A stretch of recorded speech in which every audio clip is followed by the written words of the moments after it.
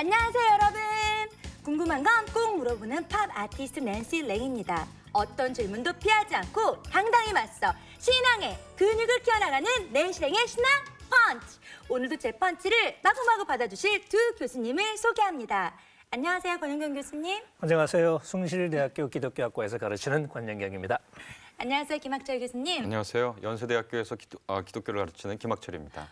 이전에 우리 두 교수님 자기소개가 아주 자연스러우세요. 원래는 안 그랬나요? 원래는 안 그랬죠.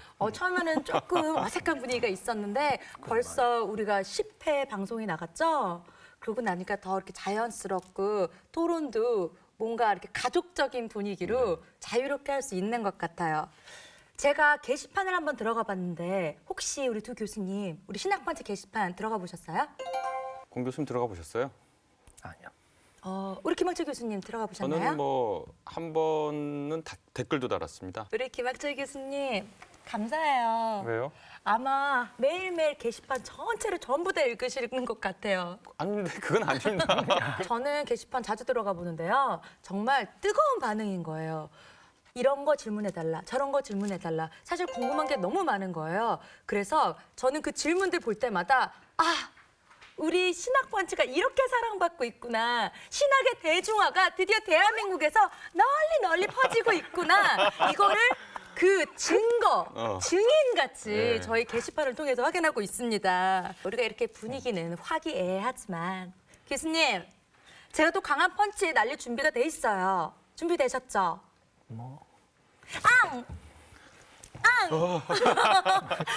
네. 대한민국의 모든 새내기와 대학생 여러분들, 그리고 직장인을 다니시는 많은 20대 또 30대 젊은 직장인 분들이 가장 궁금해하는 질문이었어요. 그리고 저 낸시랭 또한 마찬가지입니다. 자, 질문!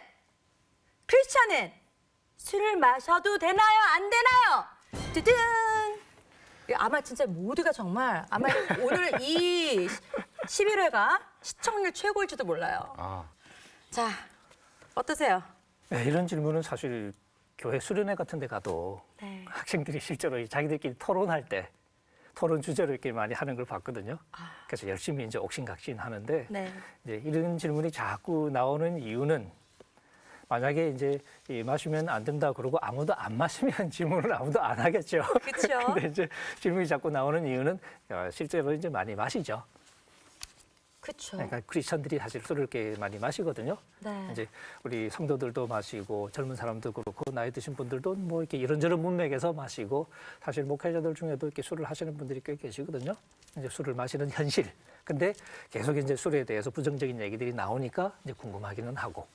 그래서 질문을 자꾸 하게 되고. 그래서 일단 술에 대한 선명한 답변을 못 들었다고 느끼는 거죠. 근데 이게 술에 대한 답변 자체가 없었다기보다는 듣는 얘기가 지금 자기 현실하고 안 맞다는 느낌을 가져서 자꾸 질문을 제기하는 것 같아요. 어쨌든 마시게 되는 현실인데 그쵸. 거기에 맞는 대답을 잘 못 듣는다는 그런 불만일 가능성이 많아 보여요. 제 생각에는. 특히나 대한민국 사회는 어떻게 보면은 술 문화가 굉장히 발달되어 있잖아요. 이렇게 좋게 침묵. 표현하면. 네, 침묵이든 아니면 회사가 끝나서 뒤풀이든 뭐 저희 방송도 끝나면 항상 뭐 PD님, 작가님 그리고 연예인 분들 다 항상 회식 있고요. 저희 방송은 아니고 이제 네, 저희 방송 말고. 다른 네, 커피 네. 마시고. 우리는 커피 마시고 네, 우리는 녹차 커피 라떼 마셨죠. 이런 거. 스무디 같은 거 마시고. 네. 그러니까 그냥 기존의 모든 사람들이 보는 공중파 네. 그리고 뭐 케이블 이렇게 종교 관련된 프로그램 외에는 다들 그러고 있거든요. 그리고 특히나 학생들 어렵게 대학 시험 치고 들어가서 이제는 자유다, 놀자. 그래서 많이들 술도 마시고 그러거든요. 실제로 그런 것 같아요. 저 2008년도 리얼미터라는 한 그 여론조사 기관에서 그 술에 대한 술을 얼마나 마시냐 이렇게 여론조사를 했더니 그 종교별로 소주 한 병 이상 마신다라는 게 재밌는 통계가 나왔습니다. 뭐예요? 제가 종교별로? 본 거는 네. 가톨릭 신자가 39.3%, 종교가 없다 36.1%, 불교 신자가 25.6%, 그리고 이제 우리 개신교 신자가 17.5%. 그러니까 아까 공 교수님 말씀한 대로 네. 이 술이라는 게 오늘날의 교회에 다니는 청년들의 현실과 또 교회에서 공식적으로 표방하고 있는 가르침과 지금 괴리가 있는 거죠. 저 지금 궁금한 거요. 아니 방금 1위가 카톨릭이었어요. 네. 그리고 가장 꼴찌가 이제 기독교 개신교고요. 개신교, 예. 근데 둘 다 하나님을 믿고 예수님을 믿는 어쨌든 나머지 종교는 완전 다르고요. 믿는 신이. 근데 어떻게 이렇게 차이가 크게 나죠? 뭐 성경이 다른가요? 그렇지는 않지만 네. 개신교에서는 전통적으로 이제 선교 초기부터 술에 대해서 아주 강하게 부정적인 입장을 피력해왔고 한국 선교사들부터 개신교. 예, 네, 한국 개신교. 아 전체 전 세계 개신교 아니고 한국 개신교만? 네. 아 그렇군요. 카톨릭 같은 경우에는 지금 이제 예를 들어서 사제들 같은 경우에 술, 담배를 편안하게 할 수 있거든요. 원래 다 그래요? 네. 아 몰랐어요. 그래서 이제 우스갯소리지만 이제 영국에서 공부할 때 이제 저는 개신교 신자잖아. 네. 목사가 되려고 하는 사람이었고 네. 이제 그 옆에 그 예수회 학교가 있었어요. 거기 이제 우리 한국 이제 분들이 유학을 많이 와 계셨는데 예수회라는 건 서강대학교를 세운 로마 카톨릭의 천주교의 한 한 예, 분파입니다. 아, 분파라고 해야 되나? 감사합니다. 예. 네. 저 거기 이제 학생들이 한국 이제 학생들이 계셨죠. 그분들은 이제 신부가 되실 분들이 많죠. 그래서 이제 우리 한국 학생들이니까 같이 교류 좀 하자 하고 이렇게 얘기했더니 그분들이 이제 그러자고 그러면서 웃으면서 하는 얘기가 이 목사님들 우리 속에 오면 시험 드실 텐데 왜요? 우리는 연기도 자욱하고 정신도 해롱해롱하고 우리는 그래요. 아, 술 담배를 이제 모이면 같이 이제 그렇게 허락할- 많이 하는데 아, 개신교 목사들은 네. 주로 안 하는 걸로 알려져 있잖아요. 그러니까 이제 그분들이 이제 그걸 가지고 이제 농담을 한 거죠. 실제로 카톨릭에서는 이제 편안하게 이렇게 할 수 있도록 허용을 해줘서 그건 전혀 문제가 되지 않죠. 저 그것도 오늘 네. 처음 알았어요. 그러니까 그러니까 개신교에서는, 사실은 세계 기독교 인구가 100이라고 치면 네. 그중에 한 절반 조금 못 미치게 로마 카톨릭 신자고 그 다음에 있는 게 개신교고 뭐 루터교, 장로교, 감리교, 성결교 다 합해서 네. 그다음에 이제 정교회라고 있습니다. 그리스 정교회, 뭐 동방 정교회, 러시아 정교회, 뭐 아르메니안 정교회에서 정교회 다 합쳐서 이렇게 얘기를 하면 로마 카톨릭 같은 경우에는 술이 그렇게 문제가 되지 않고 정교회도 역시 문제가 되지 않고 우리나라하고 몇몇 세계에 있는 다른 나라에 있는 개신교를 제외하면 거기도 대부분의 주류 개신교에서는 술이 문제가 되지는 않습니다. 이거 정확한 객관적인 정보인가요? 네, 제가 500원 걸겠습니다. 정확하군요. 네. 근데 이제 특히 미국의 이렇게 아주 보수적인 몇몇 개신교. 네. 근데 유럽 같은 경우는 사실 문제가 전혀 되지 않는 게 약간 이제 문화적인 그 현상이기도 하죠. 왜냐하면 뭐 아시겠지만 유럽에는 이렇게 물 자체가 이렇게 별로 안 좋잖아요. 석회가 많이 나오는 물이고 맞아요. 그래서 원래 유럽 사람들은 옛날부터 맥주를 즐겨 마셨잖아. 그리고 와인도 그러니까. 항상 식사하면서 술을 마신다라기보다는 그렇죠. 네. 다음 음식 먹기 위해서 약간 입안의 네. 그 맛을 희석시켜주는. 이제 그런 문화 속에서 네. 이렇게 쭉 자라왔으니까 크게 문제가 되지 않는데 그러네요. 이제 우리나라 같은 경우에는 선교 초기부터 워낙 술이라는 게 선교사들이 적어도 판단하기에는 기독교인이 된다는 그 의미 중에는 하나님 앞에 책임 있게 살아간다 하는 의미가 포함되어 있는데 그러니까 선교사들 의도는 좀 좋았다고 봐요. 근데 이제 선교사들의 판단에 한국의 남자, 특히 남자들이 술을 너무 많이 마시고 담배도 많이 하고 도박도 많이 하고 그것 때문에 첩을 두기도 하고. 첩을 두기도 하고. 그것이 이렇게 어떻게 보면 한국의 문화, 한국의 이렇게 사회를 나쁘게 만드는 망가뜨릴 수도 있을 수 요인이라고 있다는 판단을 한 거죠. 아. 그래서 기독교인으로 살아간다는 것의 의미를 그 당시 상황 속에서 물으면서 술을 안 해야 되고 담배를 하지 말고 이런 식의 이제 규정들을 이렇게 만들어낸 거죠. 상황에 맞게. 그러니까 그걸 이제 뭐 짧게 요약하면 문명 개화론의 입장에서 술 문제를 접근한 겁니다. 조선 말은 굉장히 어렵던 시절이잖아요. 그렇죠. 미국의 선교사들, 외국의 선교사들이 딱 와서 보니까 조선이라는 나라가 굉장히 힘들어요. 그런데 남자들 하고 있는 거 보니까 술 마시고 나뒹굴고 담배 피고 있고 도박이나 해대고 그러니까 이래서는 뭐 나라가 되지 않으니까 기독교인이란 누구냐? 건강하게 자신과 가정과 나라를 살리는 사람들이다. 그건 멋지네요. 그렇죠. 네. 그래서 그런 맥락에서 금주, 금연, 도박 금지 이런 것들이 선교사들이 강조했고 그래서 그게 기독교인의 일종의 표지로. 잠깐만요. 예. 그 당시 제가 안 살아봤지만 어마어마하게 퍼마시고 놀았나 봐요. 오죽하면은 선교사들이 이제 대한민국의 그 기독교를 갖고 오면서 오죽 그 현실이 그랬으면은 오늘날의 음주 문화로 미뤄보건데 그때도 조금 세지 않았나 그런 생각을 그랬을 것 해봅니다. 같아요. 네. 이제 이런 논의가 이렇게 한편으로는 이게 일차적인 설득력이 있을 수밖에 없는 게 술이라는 것 자체가 이게 위험한 물건이잖아요. 우리 일상에 아주 가까이 있긴 하지만 또 이게 또 위험하긴 하거든. 더 위험한 거 있잖아요. 물론이죠. 네. 있지만 어쨌든 술도 사실 과하게 들어가면 이게 위험해지는 물건이고 그리고 이제 술 때문에 사실 많은 실수할 일들이 수 벌어지고 있으니까. 네. 우리나라의 큰 문제 중에 하나가 음주운전이잖아요. 맞아요. 그 그러니까 생명들을 그냥 다 한꺼번에 그러니까 앗아갈 이제 수 어떤 술에 있죠. 대한 이제 그 음주운전에 대해서 우리나라가 굉장히 관대하잖아요. 그랬나요? 요즘은 그렇지 않죠. 강화돼서. 서양에 네. 비해서. 아, 그리고 이제 음주하고 이렇게 범죄하고 연결됐을 때 오히려 이렇게 음주가 때로는 그 이렇게 봐주는 수단으로 이렇게 이 작용하는 경우도 이렇게 없지 않거든요. 저 사람이 정신 상태가 온전치 않았다 그러니까, 이러면서 봐주죠. 네. 근데 이제 술이라는 자체가 원래 위험한 물건이니까 이게 자제가 안 되는 경우에는 이게 심각한 파장이 생기고 그러니까 거기에 대처하는 가장 어떻게 보면 편한 방법 중에 하나가 아예 끊어버리는, 마시지 마라. 아예 금지를 해버리는 거죠. 아예 마시지 마라. 그러면 그 근데 문제가 안 왜 생기는. 갑자기 저는 이런 속담이 생각날까요? 거머리 무서워서 장 못 담그랴? 그 구덕일 거예요 아마. 그게 네, 구덕이 아주 정확한 무서워서 지적인데. 장 못 담으랴라는 우리나라 속담. 교통사고 많이 난다고 차 못 끌고 다니냐? 그럴 수도 맞아요. 있고. 그런 얘기 들려. 네, 맞아요. 근데 맞아요. 이게 그냥 하시는 말씀이 아니라 제가 생각할 때는 사실은 성경 전체에서 구약 성경과 신약 성경을 통틀어서 술은 무엇을 상징하느냐 그 얘기하고도 또 있다 있습니다.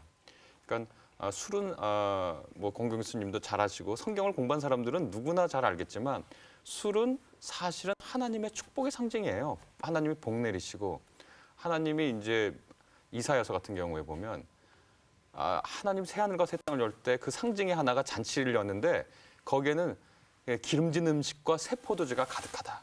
맞아요. 포도주 얘기 많이 나와요. 잔이 그다음 넘쳐야 되고 잔이 넘쳐야 되고 맞아요. 그다음에 그런 말도 많이 얼마나 나와요. 포도주가 많이 나오는지 사람들이 눈이 시뻘개질 거다 이런 얘기도 있고 그랬어요? 그다음에 뭐 네. 포도주가 마른 것 그러니까 자기 갖고 있는 통에 포도주가 없다. 그건 하나님의 저주의 이거 공궁과 또 이 고난의 상징이기도 하고 그래서 제사를 드리고 나서 이런 구절이 나와요. 신명기 14장 26절에 보면 소든지 양이든지 그다음에 포도주든지 독한 술이든지 어떤 것이든지 먹고 싶을 것을 사서 네. 주 당신들의 하나님 앞에서 당신들과 당신들의 온 가족이 함께 먹으면서 즐거워하십시오.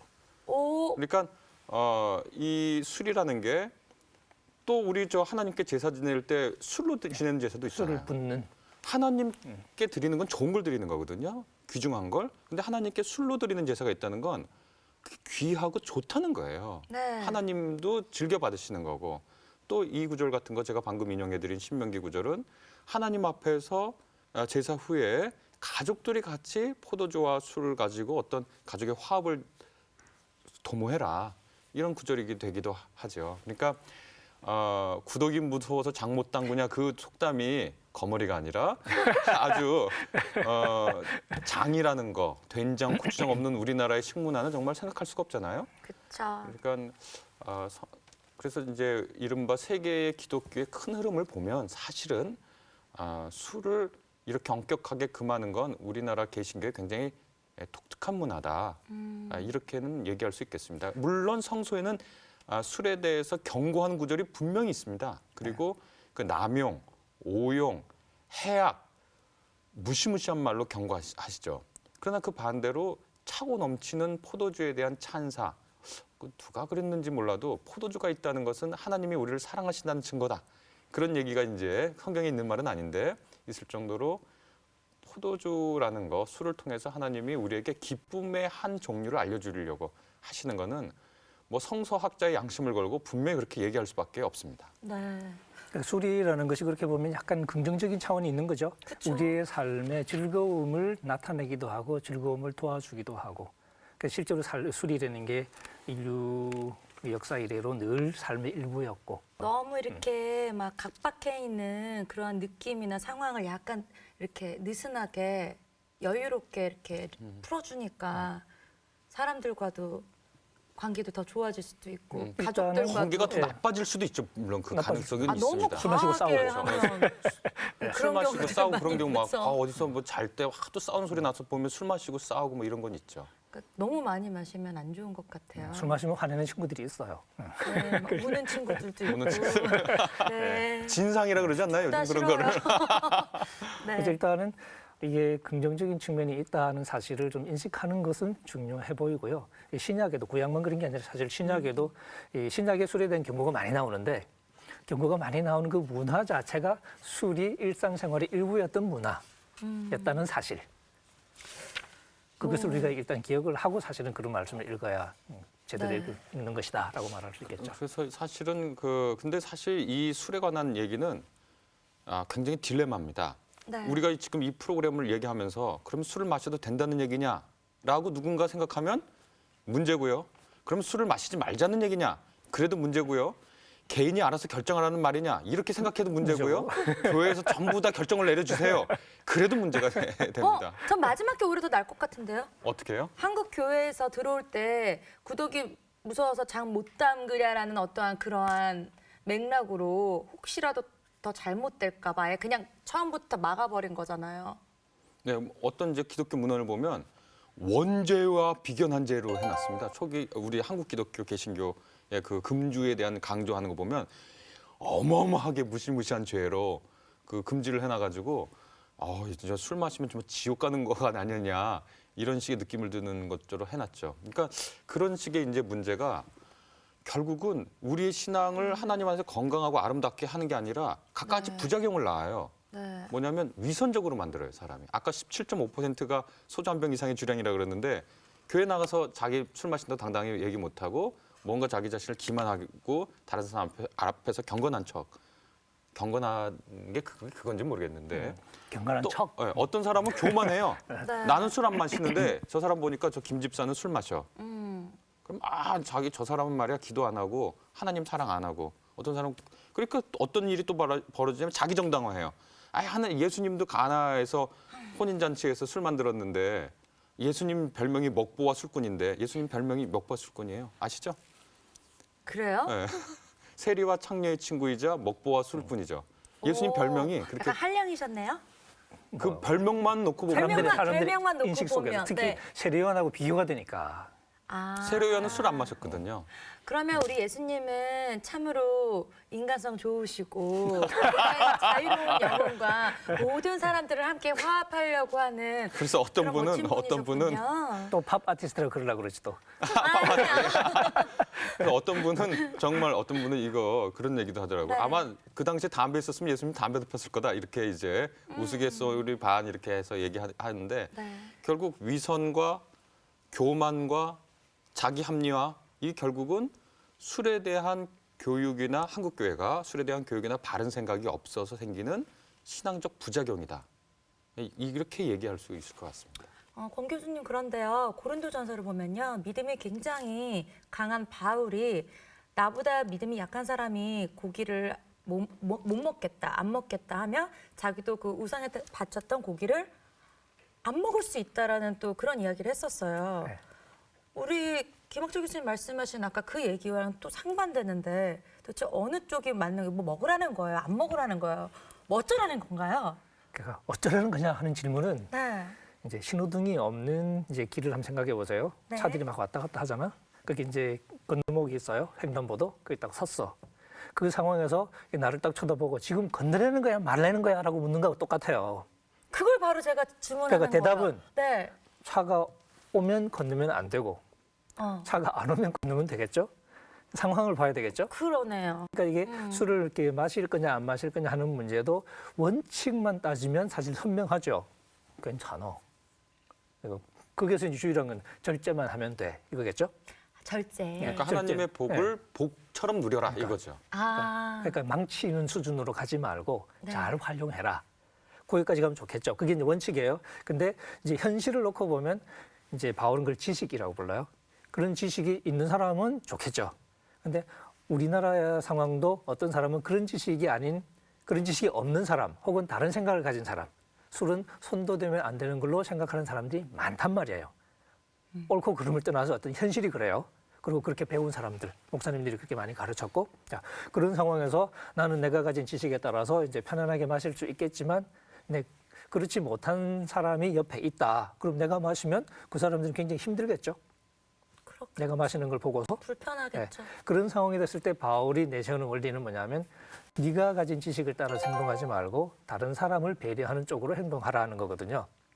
이제 그래서 고린도 교인하고 사실 싸우는 게 그거예요. 고린도 교인들이 제일 바울에게 야단 맞는 게 자기 마음대로 했거든. 절제하지 못하고 자기 하고 싶은 대로 했어요. 바울은 그게 아니다. 그래서 이제 고린도전서에 보면 우리 성경 번역에 그냥 바울이 쭉 한 말처럼 번역이 돼서 좀 헷갈리는데 사실은 고린도 교인들이 한 말, 바울이 반박하는 말이 섞여 있거든요.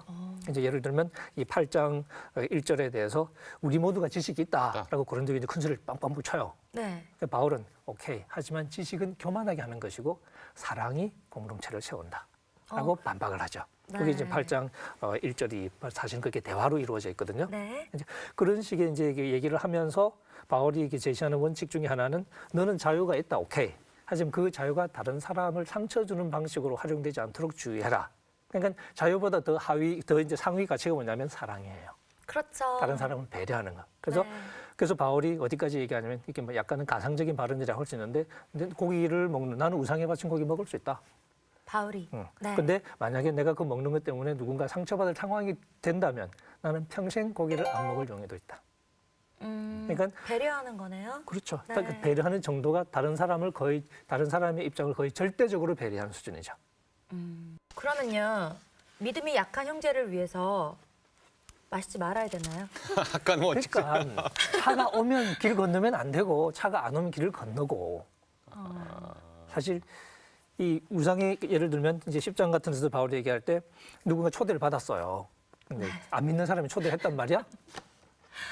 그 초대를 받아서 이제 음식을 차려줄 거 아니에요. 네. 근데 고기가 나왔어. 근데 네. 이 사람은 그 당시로 치면 이제 예수 안 믿는 사람이니까 이 고기는 틀림없이 우상 이제 제물에 바친 거예요. 우상 제물에 갖다가 지금 온 고기일 거란 말이야. 네. 그럼 어떻게 하냐? 바울이 뭐라 그래요? 먹어. 양심을 위해서 먹어. 근데 그 양심은 자기 양심이 아니고 상대방의 양심을 말하는 거예요. 네. 그러니까 상대방의 양심을 위해서 거리낌 없이 편안하게 먹어라. 그런데 만약에 공동체 내에서 그런 상황이 벌어졌는데 어떤 사람은 그 우상에게 바친 고기를 먹는 걸 힘들어하는 사람이 있다거나 그러면 안 된다고 생각하는 사람이 있다거나 아니면 네가 만약에 그 우상 신전 그런 쪽 근처에서 고기를 먹고 있는 걸 만약에 성도들이 보고 상처받을 상황이 된다거나 그건 피해야 된다.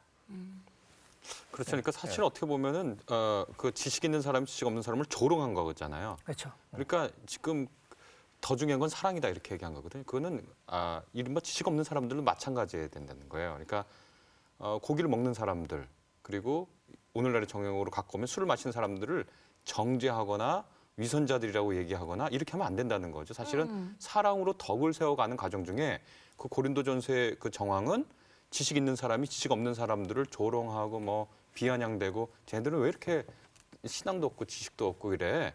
그런 거에 맞서서 약한 사람 편을 든 거죠, 사실은. 만약에 그게 거꾸로 돼가지고 이 금욕주의자들이라고 할 수 있겠지. 이 사람들이 힘이 세가지고 자유롭게 먹는 사람들을 이 개걸스러운 놈들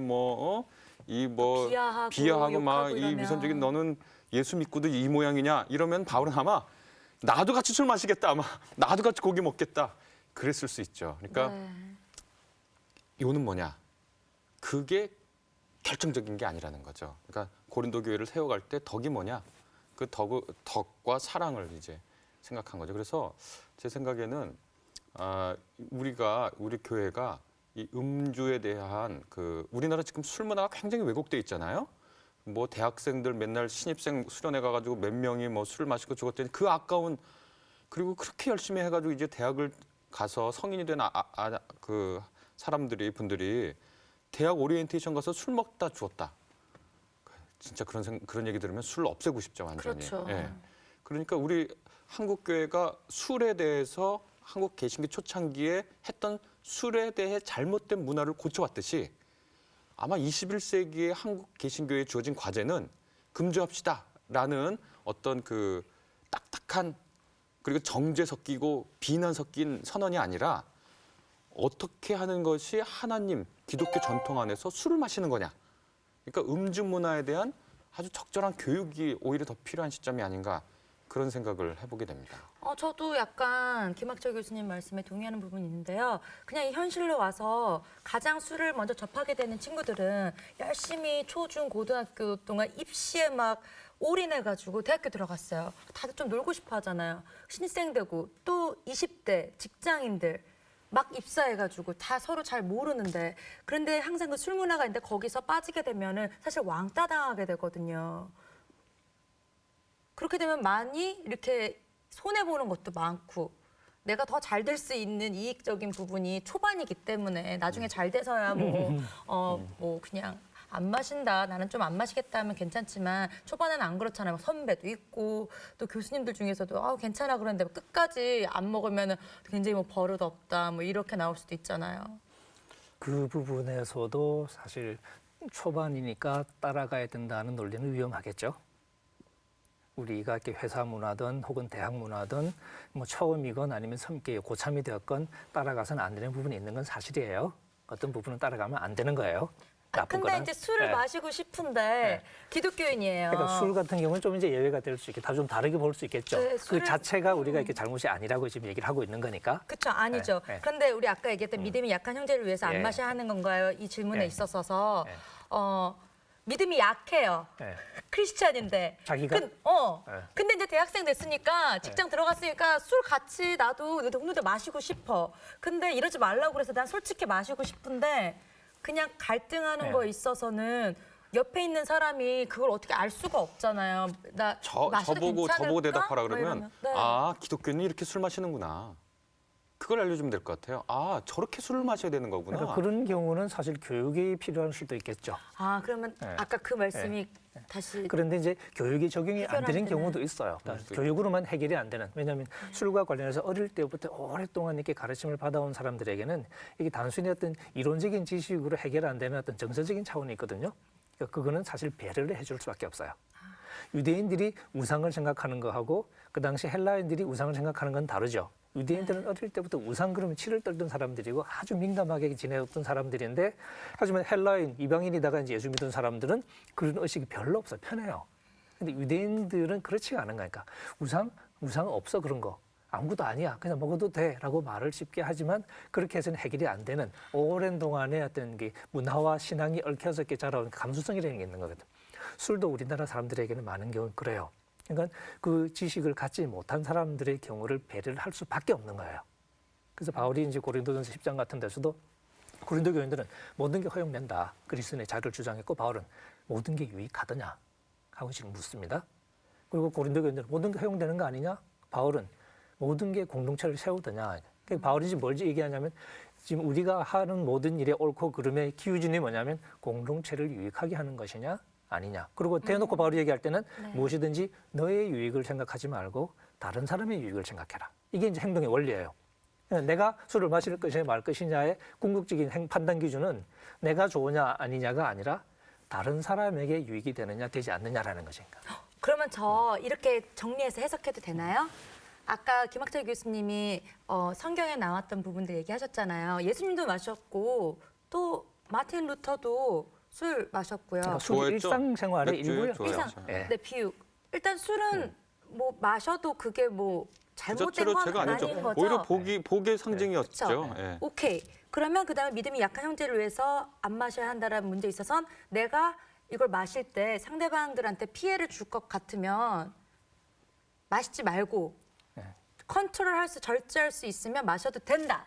이렇게 정리하면 될까요? 할 수 있죠. 그리고 이제 컨트롤할 수 있으면 그러니까 저 해요. 그다음에 그러니까 이른바 술을 자신하지 마세요.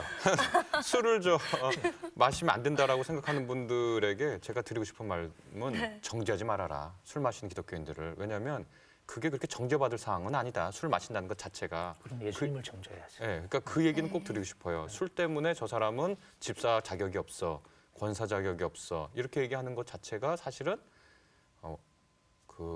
오만한 거다. 그건 아닌 것 같아요. 네, 그거는 그 이제 그렇게 오해되는 이유 중에 하나가 성경에 보면 술 취하지 말라는 가르침이 이렇게 나오거든요. 네. 이제 그게 사실 그 당시 문맥에서 보면 술 취하지 말라는 게 단순히 그 술을 마셔서 이렇게 좀 취하는 게 약간 아니라, 소위 취하는 네. 그 자체를 두고 말한다기보다는 그 당시 문화에서 술 취한다는 말의 함축적인 의미가 뭐냐면 그런 문화 속에 동화되는 거예요.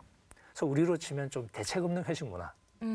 마구 퍼마셔서 이렇게 인사불성이 될 때까지 가는 그런 문화. 알코올 중독. 네. 그런 문화의 일부가 되는 것을 사실 이렇게 가리킬 가능성이 많은 편인 거니까. 저도 왜냐면 동의해요. 아니, 술을 술 마시면 자체- 취하지 뭐 한 잔이라도 마시면. 술 자체는 일상의 일부에 그리고 성찬식 할 때도 고린도 11장에 보시면 성찬이 조금 이제 이 파당이 갈라져 있는 상황이 되다 보니까 한쪽에는 배가 고프고 네. 한쪽에는 취하고 그렇죠. 이렇게 표현하거든요. 네. 무슨 얘기냐면 이렇게 마시면서 먹고 마시고 자연스럽게 취하는 거죠. 그런 상황을 이상하다고 말하는 게 아니라 하지만 이게 술을 취한다는 말로 이렇게 상징이 되는 문화 코드, 그 당시 사람들의 행동 방식 그런 대로 빠지지 말라는 얘기예요. 그러니까 일상적인 삶의 일부로서의 술을 아예 피하라는 그런 얘기하고는 좀 다르다 하는 것도 좀 우리가 기억할 필요는 있을 것 같습니다. 권 교수님 너무나 확실한 대답이었던 것 같아요. 마음에 드는 대답? 네, 제 마음에 드는 대답. 네, 교회에서 네. 교육하는 건 어떨까요, 공 교수님? 네? 음주 교육 같은 거 어떻게 마셔라. 할 수 있다면 있는 저는 교회는 그것도 뭐 좋은 하는 것 게 같아요. 필요한 것 그랬으면 같아요. 좋겠어요. 우리가 학교 다닐 때 성교육도 다 받잖아요. 그러니까 그거를 바꿔주는 초등학교, 거죠. 중학교 때. 우리나라의 그러니까. 잘못된 술 문화를 네. 교회들이 바꿔주고 네. 그래서 이제 뭐 어떤 알코올 중독으로 나가는 거나 술 때문에 있는 사고를 기독교인들의 술 문화가 주류가 되게 하는 주류 이게 이상한데? 하여튼 그렇게 네. 하는 그래서 한국 개신교가 금주 전통이 있던 굉장히 중요한 자산이고 이 그럼요. 자산을 가지고 한국 사회에 기여해서 기독교의 복음이란 이런 거구나를 그 품격을 알려주는 계기가 됐으면 정말 좋겠다 이런 생각을 그런 합니다. 면도 있겠고 사실 교회 입장에서는 조금 이제 긍정적인 측면을 좀 약간 교육할 필요도 있겠고 하지만 사회 전반적으로는 제가 보기에 우리 이제 전체적인 술 문화는 조금 지나치게 좀 대책 없는 수준까지 간 것 같거든요. 뭐 사회야 뭐 상관없는 식사할 때마다 이제 식사할 때마다 이렇게 술을 너무 많이 마시는 것 같은 느낌이 저는 들어요. 그건 그래요. 네, 그러니까 그런 저는 면에서는 그런 문화를 접해본 적이 없는데 조금 이렇게 절제에 관한 가르침도 동시에 그렇죠. 예. 기독교인들의 술 네. 문화에 절제가 있는 거죠. 네.